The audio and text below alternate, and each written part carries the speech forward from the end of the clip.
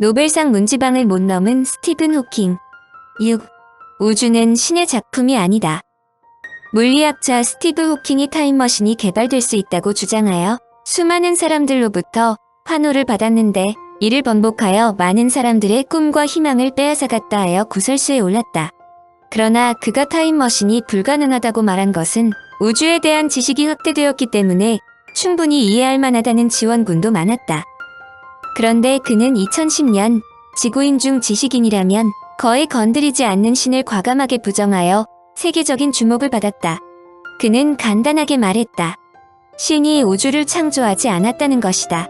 저명 인사로 인기를 끌기 위한 것도 아니며 특히 그가 아인슈타인에 비견되는 과학자라는 데 파급 효과가 지대했다. 그는 캘리포니아 공대 리오나드 물로디노프 박사와 함께 쓴 세계적인 베스트셀러 위대한 설계에서 우주가 어떤 위대한 설계자가 신이 창조한 것이냐는 질문에 단호하게 그렇지 않다고 주장했다. 우주는 창조주의 위대한 디자인이 아니라 아무것도 없는 상태에서 저절로 생겨났으며 이를 과학적으로 증명할 수 있다는 것이다. 호킹은 지금까지 과학적 연구 결과를 볼 때 우주는 중력의 법칙과 양자 이론에 따라 무에서 자연적으로 발생했다고 단언했다. 즉 우주라는 유가 무에서 나왔다는 것이다. 두 명은 이 자연 발생이 바로 인간과 우주가 존재하게 된 이치이므로 여기에 우주가 창조되고 작동하는 데 신을 개입시킬 필요가 없다는 것이다. 호킹 박사가 신이란 단어를 자주 언급했으므로 그동안 신의 존재를 인정하는 것으로 알려져 왔으나 정작 그 자신은 신을 믿지 않으며 책에서도 분명히 무신론에 가까운 주장을 펼친 것이다. 호킹 박사는 좀 더 적극적으로 자신의 주장을 전개한다. 우선 우리가 사는 이곳이 유일한 태양계라는 주장은 틀렸으며 우리 은하에만도 셀 수 없이 많은 태양계가 존재한다는 것은 과학적으로 의심의 여지가 별로 없다고 역설했다. 또한 생명체의 존재가 그를 둘러싼 환경의 특성을 말해준다는 인류학적 약원리도 논란의 여지가 없다고 주장했다. 인류학적 원리는 자연의 원리가 지적 생명체의 탄생과 생존에 적합하게 맞춰져 있다는 생각을 말한다. 인류학적 원리는 강원리와 약원리로 나뉘는데 강원리는 존재 자체를 위해 자연의 원리가 정해지는 것이라고 보는 반면 약원리는 환경에 따라서 생명체가 생겨난다고 주장한다. 호킹의 설명은 명쾌하다. 우주가 오로지 인간에 적합하게 맞춤 제작됐다고 보면 변화는 전혀 일어나지 않아야 하므로 이것이 오히려 더 설명하기 어렵다고 지적했다. 호킹은 그러면서도 이런 우연한 발생이라는 개념을 원용하여 이 세계가 신의 작품이라는 증거로 제시되기도 했다고 밝혔다. 구약 성경의 천재이로의 설계라는 개념이 들어있었는데 아리스토텔레스의 영향을 크게 받은 전통 기독교가 의도에 따라 작동하는 지적인 세계관을 갖게 됐다는 것이다. 호킹이 많은 사람들로부터 큰 반향을 받은 것은 우리가 지금 인식하는 우주는 존재하는 수많은 우주 중 하나라는 다중 우주 개념이다. 이 다중 우주에는 각각 서로 다른 법칙이 적용된다. 그는 다중 우주론이 우리가 사는 우주가 누군가 잘 돌아가도록 미세 조정의 기적을 설명하기 위해 과학자들이 만든 개념이 아니라 현대 우주론의 수많은 이론을 적용했을 때 실제로 도출되는 결과라고 강조했다. 다중우주라는 개념에는 각 우주에 저마다 다양한 역사와 상태가 있을 수 있고 그 가운데 극소수는 우리와 같은 생명체도 있을 것으로 예측한다. 저자들은 다중우주 개념이 옳다면 인간은 비록 크기 면에서 보잘것없고 하찮은 존재이지만 거꾸로 이는 어떤 의미에서 우리를 창조주의 반열에 올려놓을 수 있다고 말했다. 물론 여기에서 창조주란 종교에서 다루는 신은 아니다. 호킹 박사의 이 같은 주장은 17세기 중력을 처음 발견한 장본인인 아이작 뉴턴이 자신이 정리하는 자연법칙이 우주를 단순한 기계와 같이 보게 하는 도구로 이용되어서는 안 된다는 주장과 큰 대조를 이룬다. 뉴턴은 중력으로 행성들의 움직임을 설명할 수는 있지만 누가 이 행성들을 이렇게 움직이게 했는지는 설명하지 못한다. 신이 모든 것을 움직이고 있다. 라고 말했다. 이는 과학 연구가 신의 영역을 침범해서는 안 된다는 뉴턴의 경고에 정면으로 도전하는 것이라고 비판을 받는데 아이러니한 것은 독실한 기독교 신자로 알려진 뉴턴은 임종 직전 영국 교회의 종부성사를 거부했다. 영국 성공회가 토리교대교 등 종교계 인사들이 호킹 박사의 주장에 발끈했다. 특히 미국 유럽의 주요 언론 중 일부는 호킹 교수가 우주 탄생에서 신이 한 역할을 인정하는 입장에서 무신론으로 선회했다고 보도했다. 조너선 삭스 유대교 랍비는 호킹 박사의 주장에 다음과 같이 말했다. 호킹 박사의 잘못된 해석이 종교와 과학의 가치를 동시에 훼손하고 있다. 과학은 설명에 관한 것이라면 종교는 해석에 관한 것이다. 과학은 사물이나 현상이 어떻게 돌아가는 것인지 알기 위해 쪼개어 보는 것이라면 종교는 그것들이 무엇을 뜻하는 것인지 알기 위해 한데 모아 보는 것이다. 즉, 둘은 전혀 다른 지적 체계다. 호킹 박사의 주장이 큰 파장을 일으키자 물리학이나 수학 법칙의 대체를 통해 신을 비인격적인 존재로 만든 것이 문제라고 비판했다.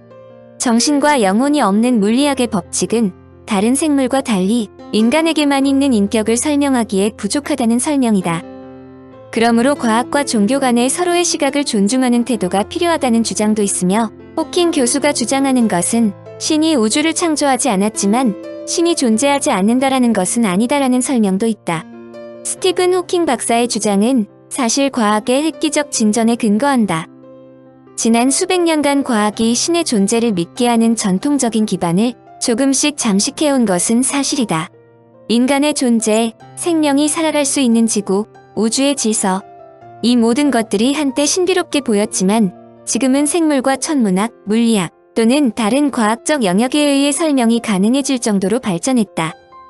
캘리포니아 기술연구소의 신 캐럴 박사는 우주의 신비로운 영역이 계속 남아있을 수 있지만 과학이 궁극적으로 신이 존재할 여지를 전혀 남기지 않을 만큼 완벽한 이해에 도달할 수 있을 것으로 전망했다. 현대에 와서 우주의 진화와 기원을 설명할 수 있는 물리학과 우주론의 영역이 비약적으로 넓어진 반면 신의 영향력이 미칠 수 있는 영역은 급격히 줄어들고 있는 것이 그 증거라는 것이다. 인간들이 우주에 대해서 더 많이 알면 알수록 과학 외적인 것의 답을 구할 필요성은 점점 줄어들며 언젠가 초자연적인 영역은 완전히 사라지게 될 것이라고 강조했다. 즉, 과학이 언젠가 모든 것을 설명할 수 있게 된다면 신이 존재할 여지도 사라지게 된다는 뜻이다. 사실 우주가 빅뱅 또는 우주가 하나의 뜨겁고 밀도가 무한대인 상태로부터 137억 년에 걸쳐 지금과 같이 넓고 보다 차가운 상태로 확장되어 왔다는 개념을 뒷받침하는 증거들은 수없이 발견되고 있다.